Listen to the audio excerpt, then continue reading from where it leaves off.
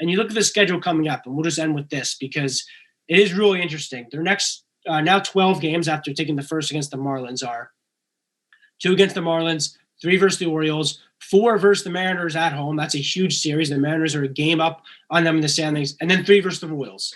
So those 4 teams are not world beaters. I know the Mariners are a game above, but they have a minus 50 run differential. I don't think anyone's too worried about them. They just traded their closer, whatever. We'll get into all that. But those 4 teams are not world beaters. You have to do some damage there.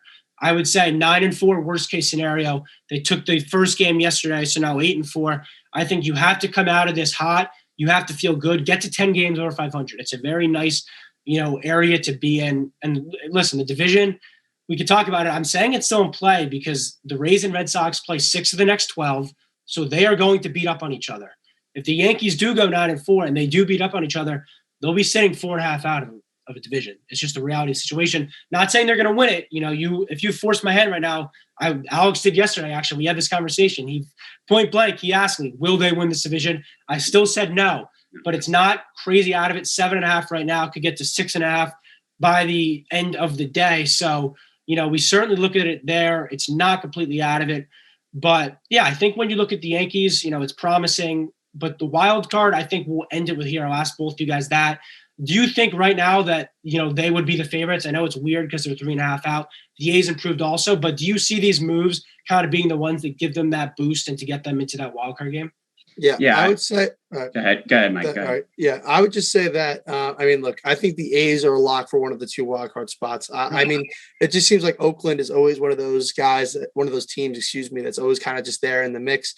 Getting Starling Marte, batting 305 on the year, solid player, former All-Star. They also brought in Andrew Chafin from the Cubs, a great reliever, and then you already get guys on the team like Matt Olson.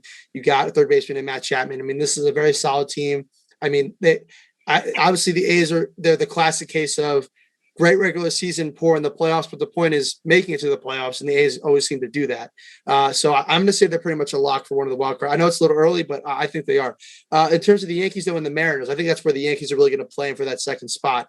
The Mariners had a really weird trade deadline, trading away one of their top relievers and then bringing in some other guys. And it was really strange for a team that's contending. We're getting rid of Kendall Graveman and just all. It's just very strange. With that being said, look, before the trade deadline and before the All-Star break, my thought was the Yankees were not going to make the playoffs because I didn't really think they were going to make these big moves. They did. So now I'm going to have to kind of amend my opinion personally. That being said, I think the A's are going to be the first wild card, and it pains me to say this, but with these moves and, I think the energy it's going to bring, I do, and I just don't really trust Seattle because I think it's a very poorly run organization. I see the Yankees grabbing that second wild card spot. I don't know if I can go that far right now, just because you got to think of a couple things here. A couple good points you guys brought up. Mike, you brought it up first, and Ryan, you talked about it as well. The players that are currently on the Yankees and have been with the Yankees the whole year, we've talked about it week in and week out on our baseball podcast, on one-on-one. They need to perform better. They look like they should perform better, especially the lineup, and they haven't. And we're 100 games into the season, if not more at this moment, and they still haven't. So how am I going to believe that DJ LeMahieu is going to turn things around, Gleyber Torres is going to turn things around, and all of a sudden, just because Anthony Rizzo and Joey Gallo are in the same lineup, they're going to start to be the hitters that they should be or have been in the past? I can't confirm that. I can't really be truly confident in that. And then you add that to the fact that they didn't add to the starting rotation. I know the starting rotation's been good all year, but they've overachieved. Everyone can say that. I think Tyone has been unbelievable right now. He's overachieved.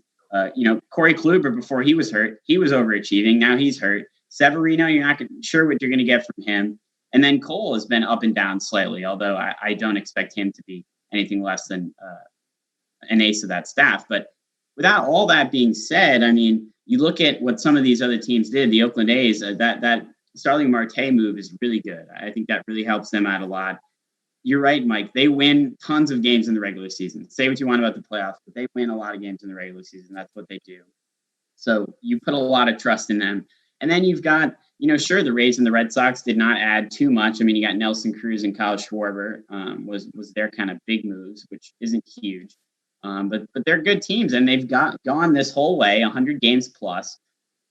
playing very, very good baseball with the guys that are currently in their clubhouse and have been with them for the whole season. So for me, those teams aren't going to go anywhere. One of them will win the division. The other I could see is easily making a wild card. And then sure, the Yankees can overcome the Seattle Mariners because they're just, their deadline moves were certainly questionable. But for me, they still have to catch either the Oakland A's or, of course, the Rays or Red Sox, depending on who doesn't win the AL East. And to me, that is a really tall task just because you're relying on guys that haven't performed all season to perform better just because they had 2 additions. Seems like a lot. Yeah, just to wrap up here, we know what I think about the Yankees. We know I think they will get a wild card, but they're not going to be able to do so. They're not going to get help from the A's. I think that's a point you guys both made. The A's will win the games. The Yankees just have to do that more.